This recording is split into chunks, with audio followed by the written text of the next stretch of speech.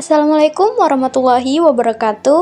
Halo teman-teman semua, perkenalkan kami dari kelompok 5 atas nama Diska Ariyanti dan Alistia Damayanti. Kami mahasiswa program studi S1 Farmasi dengan mata kuliah farmakognosi. Di sini kami akan menjelaskan sedikit mengenai senyawa terpenoid.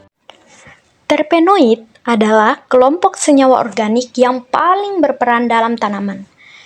Dengan struktur yang dibentuk dari unit dasar isoprena dengan rumus struktur C5H8, senyawa ini sering disebut sebagai metabolit sekunder yang dapat berperan penting dalam adaptasi dan kelangsungan hidup tanaman. Biosintesis terpenoid melalui dua jalur utama. Yang pertama, jalur mevalonat yang terjadi di sitosol dan dapat menghasilkan prekursor isopentil pirofosfat atau IPP dari asetil-CoA.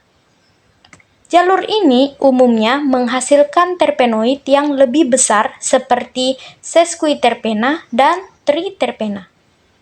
Yang kedua ada jalur metileritrifosfat yang terjadi di kloroplas. Jalur ini menghasilkan IPP melalui reaksi dari asam pirufat dan gliserida 3-fosfat. Biasanya menghasilkan monoterpena, diterpena, dan tetraterpena. Fungsi dari terpenoid sendiri bagi tanaman yang pertama sebagai perlindungan. Karena terpenoid seperti limonoid dapat bersifat toksik terhadap serangga dan herbivora lainnya. Kemudian, sebagai alat komunikasi, karena terpenoid dapat menarik penyerbukan atau predator yang dapat membantu untuk melakukan penyerbukan seperti serangga herbivora. Contohnya volatil seperti linalol. Kemudian dapat menjadi pertahanan kimia. Contohnya sesquiterpena seperti artemisinin yang dapat melindungi tanaman dari infeksi atau patogen. Kemudian dapat menjadi prekursor fotosintesis dan pigmentasi karena karotenoid dapat membantu menangkap cahaya untuk membantu proses fotosintesis dan dapat melindungi tanaman dari stres oksidatif. Terpenoid memiliki berbagai aplikasi penting dalam kehidupan manusia. Pertama, dalam bidang obat-obatan, kita mengenal artemisinin, sebuah sesquiterpena yang berasal dari tanaman Artemisia annua yang digunakan dalam pengobatan malaria. Selain itu, ada juga taxol, merupakan diterpena yang diperoleh dari pohon yew yang digunakan dalam terapi kanker. Terpenoid lainnya dapat ditemukan pada vitamin A dan juga memiliki peran penting sebagai diterpena esensial yang sangat dibutuhkan untuk menjaga kesehatan mata. Dalam bidang parfum dan kosmetik, terpenoid juga sangat bermanfaat, misalnya pada linalol dan geraniol yang merupakan monoterpena dan memberikan aroma bunga yang segar dalam parfum.